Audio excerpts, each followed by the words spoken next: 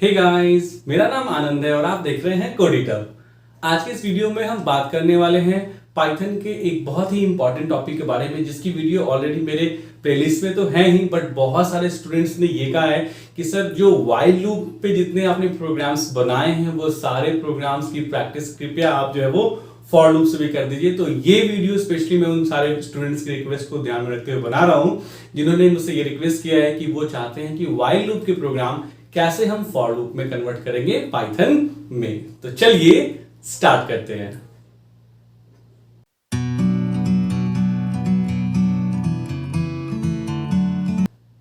तो एक चीज जो आपको मैं बताना चाहूंगा, सबसे पहले जो इंपॉर्टेंट है समझने के लिए, वो ये है कि अगर मैं किसी भी लूपिंग की बात करूं, आपको ऑलरेडी मैं बता चुका हूं लेकिन फिर भी मैं आपको बता रहा हूं कि किसी भी लूपिंग की बात करूं तो उसमें हमें तीन चीजें चाहिए होती है। सबसे पहली चीज जो चाहिए होती है वो होती है हमारी इनिशियलाइजेशन, राइट, यानी कि कहां से हमें स्टार्ट करना है, ये फर्स्ट थिंग होती है।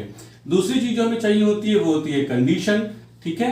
और जो तीसरी चीज चाहिए होती है वो हमें चाहिए होती है या तो हम करेंगे इंक्रीमेंट या तो हम करेंगे क्या, डिक्रीमेंट। मतलब इन तीन चीजों के बिना हम अपने लूप की कल्पना भी नहीं कर सकते हैं। अगर आप ऐसा लूप लगाते हैं जिसमें इन तीनों में से कोई एक चीज भी मिसिंग है तो फिर वो लूप जो है वो सक्सेसफुली रन नहीं करेगा, इतना मान लीजिए। तो पहली बात ये होगी कि अगर लूपिंग लगाना है तो ये आपको लगाना है, ठीक है। होता क्या है, वाइल और फॉर दोनों लूप को ही जो है वो रिप्रेजेंट करते हैं, दोनों जो है उनकी मदद से आप लूपिंग को ही परफॉर्म करते हैं, लेकिन वाइल से ज्यादा एफिशिएंट होता है फॉर। बट कुछ उसमें जो होती है रिस्ट्रिक्शंस होती हैं जिनको आपको ध्यान में रखना पड़ेगा। जैसे फॉर एग्जांपल, चलिए डायरेक्टली एग्जांपल पे चलते हैं, क्लैरिटी फिर ज्यादा आएगी। जैसे मान लीजिए मुझे 1 to 10 प्रिंट करना है, सपोज कीजिए I have to print from 1 to 10, ये क्वेश्चन है मेरा। तो अगर मैं व्हाइल लूप के जरिए ही क्वेश्चन से बनाता हूं तो कैसे बनाऊंगा, मैं करूंगा i इक्वल टू 1, ठीक है।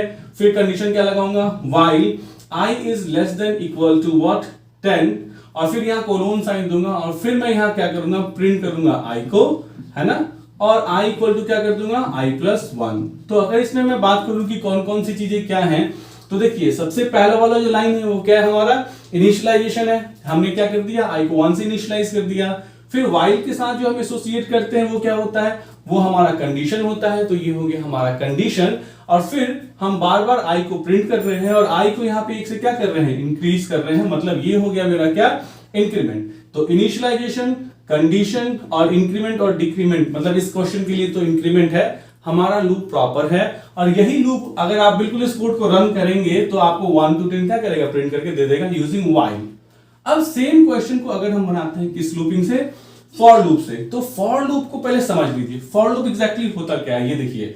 फॉर लूप को आपको समझना पड़ेगा, अगर ये समझ लेंगे तो फिर बहुत सारी चीजें अपने आप क्लियर हो जाएंगी। तो फॉर लूप का कॉन्सेप्ट समझिए। फॉर क्या कहता है, फॉर को ऐसे लगाना पड़ेगा आपको, फॉर आई, यहाँ पे वेरिएबल देंगे, जरूरी नहीं कि आई दे, बेसिकली आई पता नहीं क्यों शुरू से मैं भी जब स्टूडेंट था तब से यूज कर रहा हूं, इसलिए मैंने यहाँ पे भी आई यूज करना है। आप चाहे तो आई, ए, बी, सी, कोई भी आप वेरिएबल का नाम यूज कर सकते हैं, ठीक है। तो फॉर आई इन रेंज, देखिए तीन तरीके से आप यूज कर सकते हैं इस फॉर लूप को।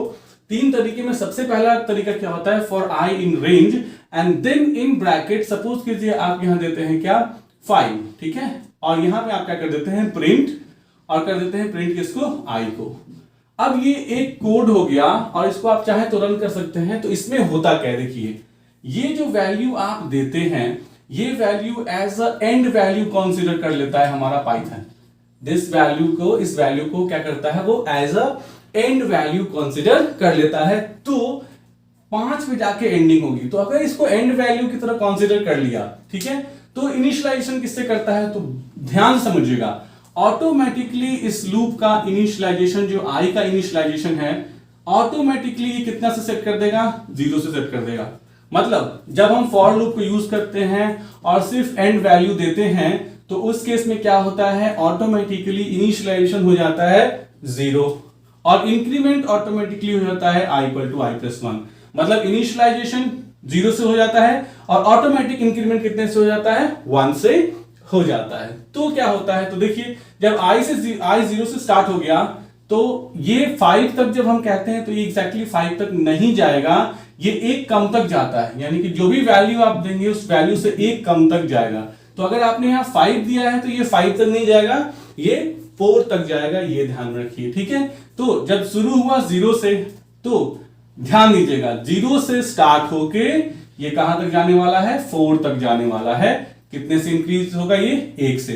तो ये लूप जो आपको क्या करेगा, फर्स्ट टाइम 0 प्रिंट करेगा, फिर अगली बार 1 प्रिंट करेगा, फिर अगली बार 2 करेगा, फिर 3 करेगा और फिर 4 करेगा और फिर लूप अपने आप टर्मिनेट हो जाएगा। अगर इसी चीज को हम यहां पे बनाना चाहें, चलिए बनाते हैं। अगर मान लीजिए हम थोड़े के लिए एग्जांपल दूसरा ले लेते हैं, ठीक है। हम यहाँ पे 0 से 4 तक प्रिंट करना चाहते थे, तो i को हम क्या करते हैं, 0 से इनिशियलाइज करते हैं। यहाँ पे हम लूप क्या देते हैं, i is less than equal to 4 दे सकते हैं या i इज लेस देन 5 दे सकते हैं, और बिल्कुल वही सेम चीज। तो देखिए यहां से लेके यहां तक आपने जो लिखा वो इस 2 लाइन में क्या हो गया, कवर हो गया। तो ये है फॉर लूप और ये हो गया उसका रिस्पेक्टिव व्हाइल लूप, ठीक है। अब आइए, ये पहला तरीका है मेरा फॉर लूप को यूज करने का, ये पहला तरीका है। अब आइए, अगर जैसे हमने आपको यहां बताया कि हमने यहाँ पे इनिशियलाइजेशन नहीं दिया तो ऑटोमेटिकली उसने इनिशियलाइजेशन आपको 0 से ले लिया, हमने इंक्रीमेंट नहीं दिया तो ऑटोमेटिकली इसने इसको 1 से क्या किया, इंक्रीज किया। तो अगर क्या हो कि हम अगर इसको इनिशियलाइजेशन भी दे तो वो होता है सेकंड वे। तो अगर आप इसको इनिशियलाइजेशन भी देते हैं तो ऑब्वियस सी बात है, जिस वैल्यू से आप इनिशियलाइज करेंगे ये उसी वैल्यू से इनिशियलाइज होगा। तो जैसे मान लीजिए मैं लिखता हूं फॉर i इन रेंज, ठीक है, और मैं देता हूं 1,6।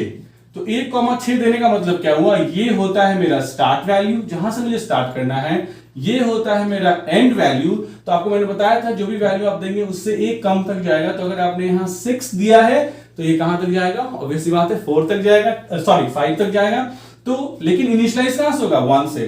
तो इस केस में जो मैंने आपको बताया था कि बाय डिफॉल्ट i 0 से इनिशियलाइज हो जाता है, और ये हमेशा होगा जब कभी भी आप i के लिए इनिशियल वैल्यू नहीं दीजिएगा, बार बार ये जो i जो है वो किससे इनिशियलाइज हो जाएगा, 0 से होगा। लेकिन जब आप इनिशियलाइजेशन दीजिएगा, देखिए जैसे मैंने ये बताया कि एक वैल्यू देते हैं तो सिर्फ एंड वैल्यू होता है। अगर आप 2 वैल्यू देते हैं तो ये पहली वैल्यू जो होती है वो होती है स्टार्ट वैल्यू, यानी कि कहां से स्टार्ट करना है, और जो लास्ट होती है वो अभी भी क्या होती है, एंड वैल्यू ही होती है।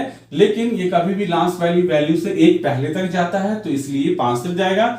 अब यहां पे अगर आप प्रिंट करेंगे किस चीज को, प्रिंट करते हैं किस चीज को, i को, तो क्या प्रिंट करेगा खुद देखिए, 1 से इनिशियलाइज हो गया है, ठीक है, और कहां तक जा रहा है, 5 तक जा रहा है। अभी भी इसमें हमने इंक्रीमेंट या डिक्रीमेंट नाम की कोई चीज नहीं दी है। तो जब हम इंक्रीमेंट या डिक्रीमेंट नहीं देते हैं तो ऑटोमेटिकली बाय डिफॉल्ट जो है इंक्रीमेंट जो होता है वो i इक्वल टू क्या होता है, i प्लस 1 होता है। तो जाहिर सी बात है इसका मतलब इस लूप का आउटपुट आएगा 1 2 3 4 और 5, क्योंकि 1 से स्टार्टिंग थी तो 1 से स्टार्ट हुआ, 6 तक जाना था नहीं, एक कम तक यानी 5 तक जाना था, यानी 1 से लेकर 5 तक जाना था। और चूंकि हमने कोई इंक्रीमेंट और डिक्रीमेंट नहीं दिया है तो ऑटोमेटिकली इसका इंक्रीमेंट कितना से होगा, 1 से हो जाएगा, ठीक है। अब इसी के रिस्पेक्ट में मैं अगर इस while लूप को लिखूं तो मुझे यहां क्या करना पड़ेगा, i को कितने से इनिशियलाइज करना पड़ेगा, 1 से। जाना कहां तक है, मुझे 5 तक जाना है, तो i is less than equal to 5 कर देंगे, या हम i इज लेस देन 6 कर सकते थे, ये भी तो कर सकते थे, i is less then what, 6। ये तो मेरी मर्जी है मैं क्या लूपिंग यूज करता हूं, और i को प्रिंट करके i को 1 से बढ़ा रहे हैं। तो इसके लिए जो आप कोड लिखते हैं while लूप में ये है, या यूं कहिए इस while के लिए जो आप कोड लिखेंगे फॉर में वो ये है। तो इस तरीके से हम while और फॉर में क्या करते हैं, कंपैरेटिव स्टडी करते हैं। ये हो गया 2 तरीका। अब तीसरा तरीका आता है। तीसरा तरीका क्या है वो देखिए। तो अगर मेरा थर्ड तरीका मैं देखूं तो थर्ड तरीका मेरा ये होता है फॉर i इन रेंज, ठीक है, इन ब्रैकेट हम कहते हैं 1 से स्टार्ट हो जाओ, हम कहते हैं 10 तक जाओ, 11 लिखा इसका मतलब क्या हुआ, 10 तक जाना है, और हम यहां कहते हैं 2। तो अब क्या हुआ, पहले एक वैल्यू दिया था, ठीक है, तो उसमें हमने इनिशियलाइजेशन ऑटोमेटिकली 0 से ले लेता है और इंक्रीमेंट 1 से होता है। दूसरे वाले में हमने क्या किया, इनिशियलाइजेशन दिया और एंड वैल्यू भी दिया, तो ऑटोमेटिकली इंक्रीमेंट जो है वो कितना से ले लेता है, 1 से ले लेता है। लेकिन यहां पे हमने तीनों चीजें दी हैं, हमने यहां पे इसको इनिशियलाइजेशन दे दिया है, हमने इसको एंड वैल्यू भी दे दिया है, और हमने यहां पे इसको क्या कर दिया, स्टेप वैल्यू भी दे दिया है। इसको हम लोग क्या कहते हैं, स्टेप वैल्यू। स्टेप वैल्यू का मतलब होता है कि कितने से इंक्रीज होना है। तो अगर इंक्रीज होना है तो यहाँ प्लस वाली वैल्यू देते हैं। तो अगर मैंने 2 लिखा है तो इसका मतलब ऑटोमेटिकली +2 है, ये आप जानते हैं। तो मतलब ये बार बार 2 से बढ़ेगा, स्टेप वैल्यू। तो ऑटोमेटिकली जो इन दोनों केसेस में आई जो है वो 1 से इंक्रीज होता था, वो अब 1 से इंक्रीज नहीं होगा, बल्कि कितने से इंक्रीज होगा, 2 से इंक्रीज होगा। तो यहां पे जो भी वैल्यू दीजिएगा, अगर आप 2 से डिक्रीज करना चाहते थे तो यहां पे आपको वैल्यू क्या देना होता, -2 देना होता। तो अभी केस में अगर हमें 2 से इंक्रीज करना है तो हम क्या करेंगे, यहां +2 नहीं लिखेंगे, सिर्फ 2 भी लिखेंगे, तो वो ऑटोमेटिक है कि ये +2 ही लेगा। ठीक है, तो ये क्या करेगा, अगर मैं यहां प्रिंट करता हूं किसको, आई को, तो ये क्या प्रिंट करेगा, देखिए 1 से स्टार्ट होगा, फाइन, जाना कहां तक है, 10 तक जाना है, 11 लिखा है तो आपको मैंने बताया एक कम तक, तो 10 तक जाएगा, और एक प्रिंट होने के बाद ये 2 से बढ़ेगा, इसलिए अगला जो प्रिंट होगा वैल्यू वो 3 होगा, अगला जो वैल्यू प्रिंट होगा वो 5 होगा, अगला जो वैल्यू होगा 7 होगा, अगला जो वैल्यू होगा 9 होगा, और अगली वैल्यू जो 11 आएगी। लेकिन आप कितने देर तक जा सकते हैं, कहां तक जा सकते हैं, मैक्सिमम 10 तक जा सकते हैं, इसीलिए इसका आउटपुट आएगा 1, 3, 5, 7 और 9। अब इसके रिस्पेक्टिव अगर मुझे इस कोड के, इस फॉर लूप के रिस्पेक्टिव में मुझे जो है वो लिखना है y, तो मैं कैसे लिखूंगा, तो i को मैंने सेट किया 1 पे, यहां पे चलेगा i is less than equal to 10, और i को प्रिंट कीजिए, और i इक्वल टू i+1 नहीं होगा, क्या हो जाएगा, i इक्वल टू i+2 हो जाएगा। तो एक 10 से छोटा है, बिल्कुल सही है, एक को प्रिंट करके फिर 2 से बढ़ा देगा, कितना हो जाएगा, i 3। अगली बार 3 10 से छोटा है, हजी है, फिर से i को प्रिंट कर देगा, 3 को प्रिंट कर देगा, कितना से बढ़ा देगा, 2 से, हो गया 5, वैसे ही 7, वैसे ही 9, लेकिन जैसे ही 9 का 11 होगा, 11 छोटा है 10 से, नहीं, लूप टर्मिनेट। आपका देखिए रिजल्ट ये सेम दोनों तरीके से, तो या तो आप इस while को यूज कर लीजिए, या तो आप इस for को यूज कर लीजिए। तो ये है, इस 3 तरीके से जो है आप क्या कर सकते हैं, फॉर लूप का प्रोग्राम लिख सकते हैं। अब सबसे इंपॉर्टेंट क्वेश्चन ये आता है कि कौन कौन से ऐसे प्रोग्राम्स हैं जो while से बनाए जा सकते हैं, और सेम उन्हीं प्रोग्राम्स को for से बनाया जा सकता है। क्या कोई ऐसा भी प्रोग्राम है जो while से आप बना सकते हैं लेकिन for से नहीं बना सकते हैं, तो इसमें थोड़ा सा आपको अपने दिमाग को यूज करना होगा। देखिए, while का कोई भी प्रोग्राम आपके पास है वो आप for से बना सकते हैं, लेकिन आपको एक कंडीशन को ध्यान में रखना होगा।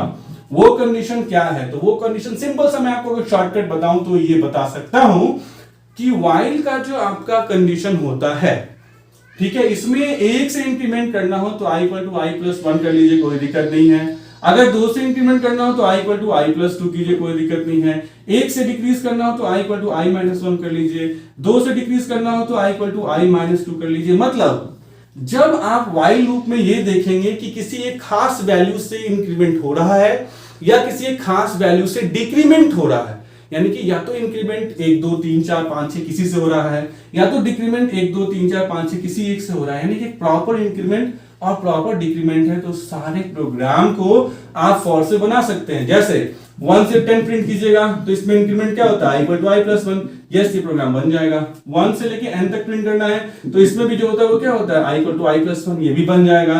अगर आपको मैं बोलूं n से 1 का प्रोग्राम तो इसमें डिक्रीमेंट क्या होता है, i इक्वल टू i-1, ये भी बन जाएगा। मैं आपको बोलूं table of 2 to 2 to 20 print करेंगे तो इसमें इंक्रीमेंट क्या होता है, i इक्वल टू i+2 होता है, ये भी बन जाएगा। मतलब कोई भी ऐसा प्रोग्राम जिसमें कोई एक फिक्स इंक्रीमेंट हो और कोई एक फिक्स डिक्रीमेंट हो, उसको आप आराम से while के प्रोग्राम को फॉर में कन्वर्ट कर सकते हैं। अब फिर क्वेश्चन आता है कि किस प्रोग्राम को नहीं बना सकते हैं। जैसे सपोज कीजिए, अब हम आते हैं, तो मैंने आपको बता दिया कि इसको बना सकते हैं। अब क्वेश्चन है कौन सा ऐसा प्रोग्राम है जो हम नहीं बना सकते हैं। जैसे मान लीजिए मैं कहता हूं कि सम ऑफ डिजिट्स का प्रोग्राम कौन सा है, सम ऑफ डिजिट्स का प्रोग्राम, ठीक है। इसमें क्या हो रहा है, तो मान लीजिए हमने जो है वो i की वैल्यू यूजर से रीड कर ली, i equal to int input, ठीक है, एंटर नंबर, है ना। अब उसके बाद हमने यहाँ पे सम को 0 पे सेट कर दिया, आपको पता है लॉजिक, फिर मैं समझाऊंगा तो बहुत टाइम लग जाएगा। ये ऑलरेडी सारा प्रोग्राम हमारे लिस्ट में, प्लेलिस्ट में पड़ा हुआ है, वहां से देख लीजिए आप, ठीक है। और यहाँ क्या करेंगे, sum equal to sum plus i modulus 10 और i equal to i divide by, यानी फ्लोर डिवीजन 10, ये हमारा प्रोग्राम है। और फिर हम यहाँ किसको प्रिंट कर देते हैं, सम को प्रिंट कर देते हैं। तो ये है हमारा सम ऑफ डिजिट्स का प्रोग्राम।